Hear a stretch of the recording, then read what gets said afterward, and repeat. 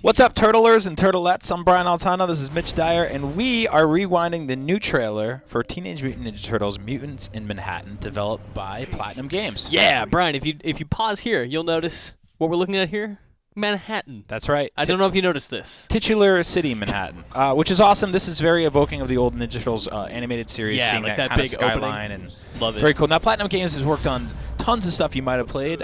Some good, some not as good. We've got The Legend of Korra. We had, let's see, at the Bayonetta games. Yeah. We had Mad World, Metal Gear Rising, Revengeance. Yeah, so they're really big on tons of sort of like very chaotic, very fast-paced third-person action games, which Turtles fit so well with. There were years and years where we were hoping that Rocksteady would make the next Turtles game, but it looks like it's Platinum instead. Man, so this has been my dream. Like, I give Platinum literally anything.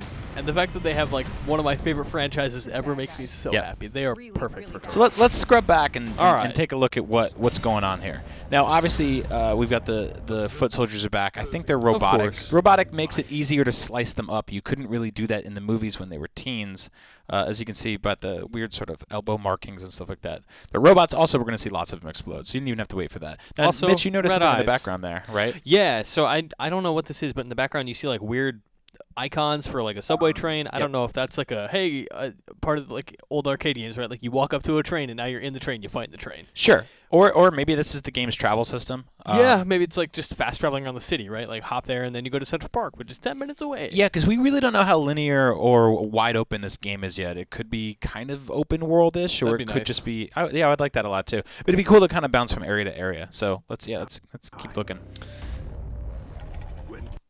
Our man Rocksteady, I love his humongous gun. Yeah, I like that. If you looked at this, you would probably be like, "Oh, it's just a large man," until you see that rhino's tail. Right there That's the giveaway. It's a dead giveaway. Now we've got this shark character who I at first thought was a samurai sewer shark or whatever the hell. Sure. Those rip-off turtles, but this is an actual Ninja Turtles enemy. What's his name?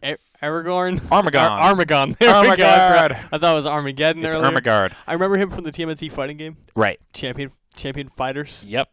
Was that what it's called? Yeah, the cool thing about the Ninja Turtles is I grew up watching them and playing with the toys. They were no shortage of kind of, no pun intended, jump the shark moments when they came to enemies they designed. So we're seeing a lot of verticality here. I don't know how much of that it's going to play into the actual gameplay or if that's cutscene based.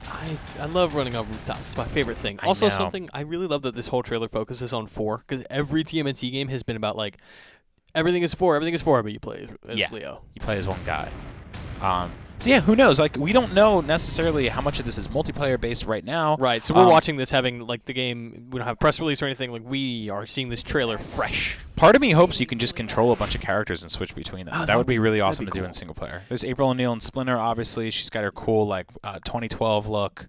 From the Nickelodeon series. And I'm also pretty sure a lot of the voices you hear in this, I'm pretty sure are from the 2012 series. Got it. Which would be great, because Armageddon is Ron Perlman.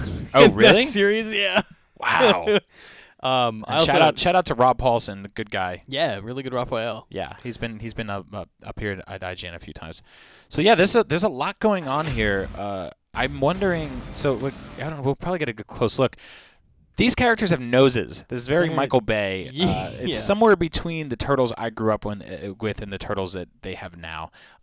They're also like, they've got noses, but they're so adorable looking. Right. Like I would say the Turtles in the movie are kind of terrifying. And they're goofy, but these guys, they have very angular faces. The way they're even their bandanas are cut up and stuff like that. They're just very animated. And you'll see a lot of moments throughout the rest of this trailer where you're like, man, you went like almost an anime style with this. Well, it's a combination of that and like the original '84 comic having that like rough, scratchy look to it. It's got like that combined with like an anime Japanese stylistic approach. Yeah, I really like the sort of like ink and painterly approach to outlining all these characters. You know, like right there, you can see a lot of the kind of the brushstrokes that went into just kind of dark ink splashes everywhere. So it's gorgeous. So this is where I'm starting to think, like, man, it would be really cool if they were co-op attacks or something, right? Like, all the turtles working together is really great. But Red Fly's TMNT game had a bit also called Mutants in Manhattan, I'm pretty sure. Or no, it was Out of the Shadows, which is the name of the new movie. But it had like implications of multiplayer, and it wasn't really. Yeah, there's a lot of like team up moves that we're seeing in the trailer too. Like you see a lot of one-on-one stuff, and here's that shark again. Yeah, and it's just they're all wailing on him at the same time, and like what is clearly I think it's like a scripted attack versus this, which is very combo focused. Yeah, and I think one of my favorite things to watch in the shows, and they get into it a little bit in the movies, but not really in a ton of the video games, are those sort of like setup moves where one turtle throws another turtle or spins they one in the smash it between air. the shells. Yeah, they hold each other by the hands and do a cool 360. Like you do. Yeah, so I think that stuff makes perfect sense. Now here we've got jetpacks. Big fan. That's awesome. Hope this is gameplay, not just cutscene. Yeah, so that's the thing. A lot of the verticality we're seeing, I think, might come into play in the cutscenes. This looks like another cutscene too, which I got to say I do appreciate the fact that we can't tell the difference between the game and the cutscenes. Yeah, right. That means everything's being rendered in engine. So they were fighting those robots at the same time and kind of ripping their heads off in unison. So I don't know if that's a scripted thing or something you guys can all do together at the same time. Now, who are these Rok guys? Do you remember the Rok Soldiers? I remember them most from Turtles in Time. Oh, so they were like I guess they did start out as video game enemies. I think they might have been in the Archie comics. Interesting. But yeah, again, here you see like is this one turtle bouncing around? It's definitely Leo. And then I can't tell. They're all moving so fast, Brian. I'm trying to see who's all here. One of the things I picked up and I noticed Donatello there had too. Yeah, at one point you see the characters have these like headphones on. Oh, okay. And I don't know if that's giving them superpowers or something. Maybe that's an item you pick up where okay, I see that? Leo's like, got that headset thing. Yeah, somebody starts rocking the headset and they get sort of I don't know, like a hyper extended version of their own powers. So this is really cool. Moving on. Yeah. So this I love right there. Obviously, the dialogue is just as lovably corny as it's always been. Yes. I was actually a little worried because it took a minute to get to sort of a wisecrack in this trailer. And I'm like, maybe thematically this is going to be a much more serious Turtles game. No, it's not. Not at all. No, it's still goofy still cracking and still dumb fun. jokes.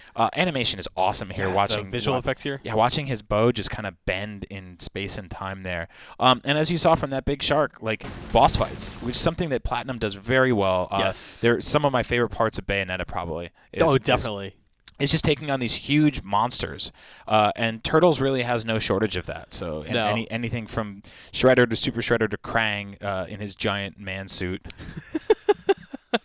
Something you and I were talking about before. I love just how expressive their faces are. Right? Look at their eyes. He's like, what? No, I love that. look at that face Mikey's making right there. Whoa! They look like he little just kids. Looks like he just got caught doing something. I mean, that's kind of like the face a teenager makes, which I'm really happy with. They're instead of going like super serious, although Rapso is that guy. Oh, he's Raph. He's my favorite. Mine too. If I had to rank Turtles. No, yeah. So we got Mutant Monster. Mikey. Yeah.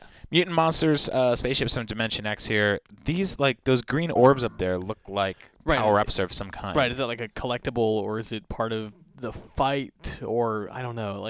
I'm a big fan of that because the thing about beat 'em ups is that they're kind of inherently linear in that you don't really have a reason to replay levels a lot aside from the kind of arcadiness to it. But going back and collecting power-ups and collectibles and stuff like that extends games for me. So it's good to see. I love this. It's a really short shot. It's really hard to tell what's happening. It's like 5 frames, but I love it. I noticed it when we were doing it frame by frame. It's a first-person view of Shredder attacking Leonardo. That's FPS right there. It's so cool. First-person Shredder. I love it. I like it. And we've seen this train a couple times. I'm starting to think that, maybe it is it's like transportation. A hub world? Totally. Something like that. That would make sense. I mean, they live in a sewer. They turned a gutted-out train station into their home in Secret of the Ooze, which is the second Turtles film. Man. God, it's so gorgeous. Yes. I love the Rocksteady just bursting out of this train. And I love the huge weapon we see these guys with. The logo looks great, too.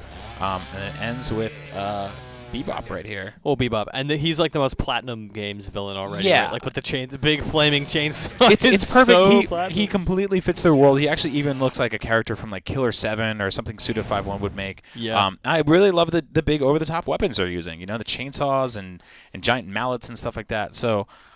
this is Platinum Games taking on Ninja Turtles. We're getting a next-gen Ninja Turtles game. As you can see, it's coming to what? PS4, Xbox One, everything, 360, PC, PS3, PC, Game Boy, shoes. Yep. Play it on your calculator. The Amiga. You can't play it on your calculator. You might be able to watch a trailer for it on your calculator. Coming to N-Gage. Yeah. So this is it. I'm excited to play this. Yes. This is going to be really fun. Hopefully there'll be some cool co-op stuff, and hopefully it's just as fun in single player. But for all things Ninja Turtles, you're already in the right place. Thank you, Mitch. I'm Brian Altano, and this is IGN.